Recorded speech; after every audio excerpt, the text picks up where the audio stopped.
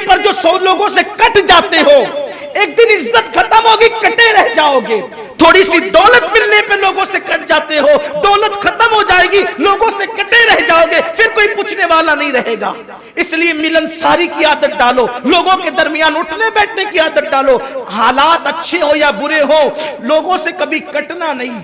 ये कमजरफी की अलामत है, ये हल्केपन की निशानी है, ये इंसान के नीच और कमीनेपन की अलामत है। आसान मिसाल, कहते हैं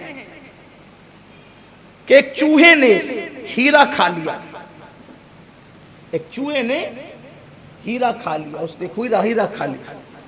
जिसका हीरा खाया उसको तकलीफ हुई कि भाई मेरा हीरा कैसे खा लिया चूहे ने। तो उसने क्या किया, ये अभी चंद दिनों पहले किसी दोस्त ने मुझे ये आर्टिकल छोटा सा भेजा, मुझे बहुत अच्छा लगा, उसको बहुत अच्छा लगा। हमारे अहबाब एक साथ एक ग्रुप में जमा है, तो उन्होंने ये आर्टिकल मुझे भेजा था। हालांकि आमतौर पे मैं इसको पसंद नहीं करता कि किसी के भेजे हुए आर्टिकल को नकल करूं, लेकिन बात मुझे बड़ी अच्छी लगी और है इबरत की बात है।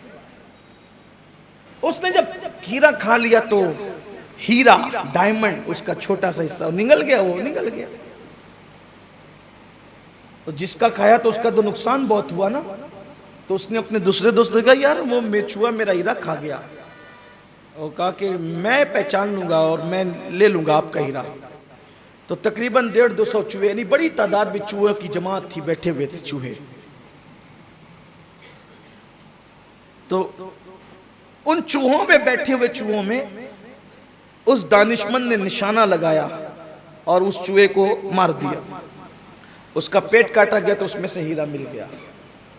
तो शख्स ने पूछा, यार इतने सारे चूहे थे, इतने सारे चूहे थे, सब काले काले चूहे, तुमने कैसे पहचान लिया कि इसी ने हीरा खाया है? इसलिए कि हीरा खाते तुमने देखा नहीं, अगर देख भी लेते तो सारे चूहे एक जैसे दिखते हैं, तुमने कैसे पहचाना? कि उसने बहुत अच्छी बात कही, कहा कि वो हीरा खा लिया था ना उसने, तो चूंकि उसके पेट में आ गया था माल, हीरा, तो अपनी बिरादरी से कट के अलग बैठा हुआ था।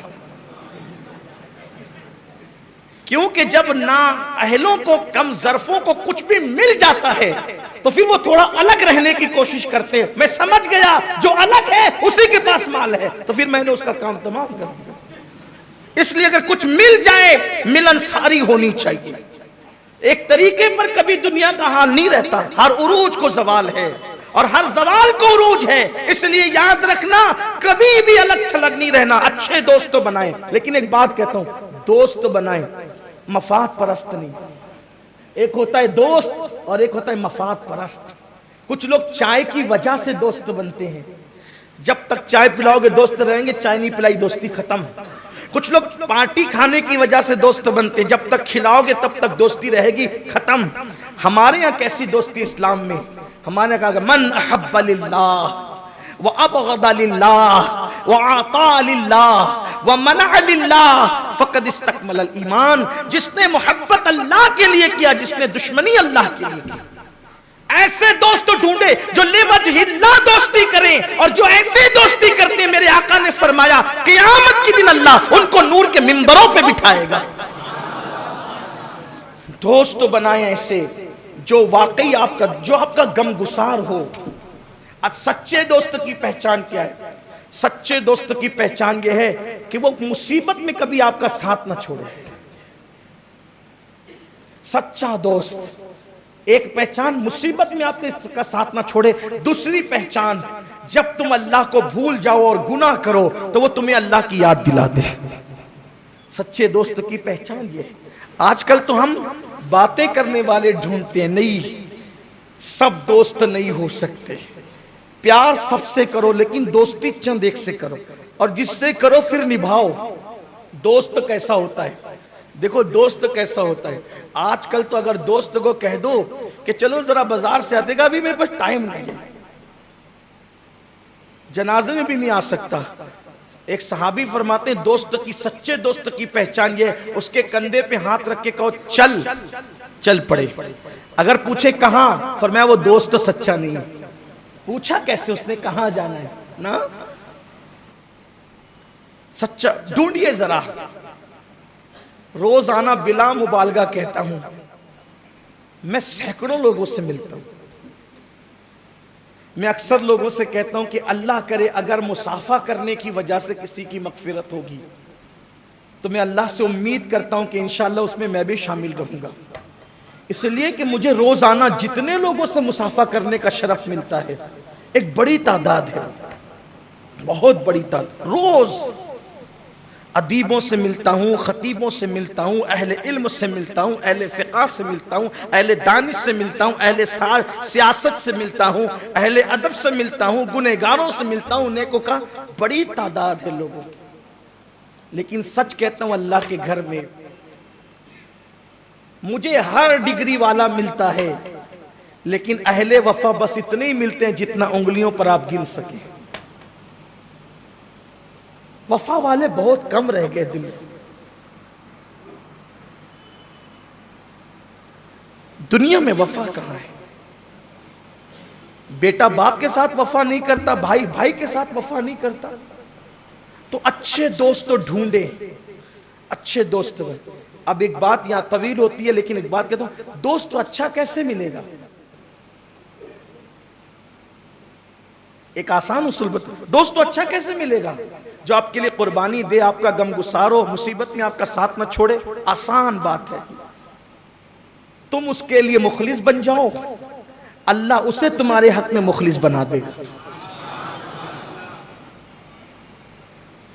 दोस्ती किसी से भी करो, खुलूस के साथ करो, इखलास के साथ करो। तुम जिससे इखलास के साथ दोस्ती करोगे, अल्लाह तुम्हारे खुलूस को कभी ज़ाय नहीं फरमाएगा, और इंशाअल्लाह तबारक व तआला वो तुम्हारे साथ इखलास पर आने पे मजबूर हो जाएगा। चंद दिन वो राय रास्ते पे नहीं आएगा, लेकिन राय रास्ते पे आने पे मजबूर हो जाएगा। अच्छे दोस्तों बनाओ, मसाइल शेयर करो। और एक बात कहता हूं, अब खास बात, आपके कोई मसाइल आपके साथ शेयर करने के लिए अगर आए तो इत्मीनान से बैठकर उसके मसाइल सुनो। अब कोई सुनने वाला नहीं रहा, अब कोई सुनने वाला। पहले लोग कहते थे मसाइल हल करने वाला नहीं रहा, मैं कहा बहुत दिन हो गए मसाइल हल करने वाले कब्रों में चले गए। अब तो कोई मसाइल सुनने वाला भी नहीं रहा, किसको सुनाए लोग? ये जो खुदकुशी की वारदातें हैं ना, वजह वही है कि कोई दुख सुनने वाला नहीं है, कोई दुखड़ा सुनने वाला नहीं है।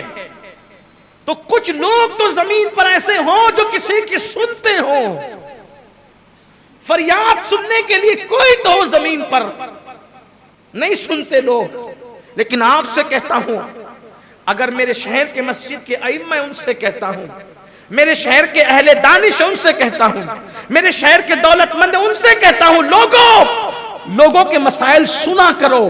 इसलिए कि जो लोगों के मसाइल सुनता है उसके लिए बशारत क्या है? अल्लाह के हबीब गैब दा नबी सल्लल्लाहु अलैहि वसल्लम फरमाते हैं, अगर जमीन के ऊपर किसी जन्नती की जियारत करना है तो उस शख्स को देखो जिसके पास लोग अपने मसाइल लेकर पहुंच जाया करते हैं। मुसीबत में जो लोगों को याद आता, चलो उसके दरवाजे पर, वो हमारा मसला सुनेगा और हल करेगा। अगर कोई ऐसा बंदा है, समझ जाओ ये जमीन के ऊपर जन्नती है।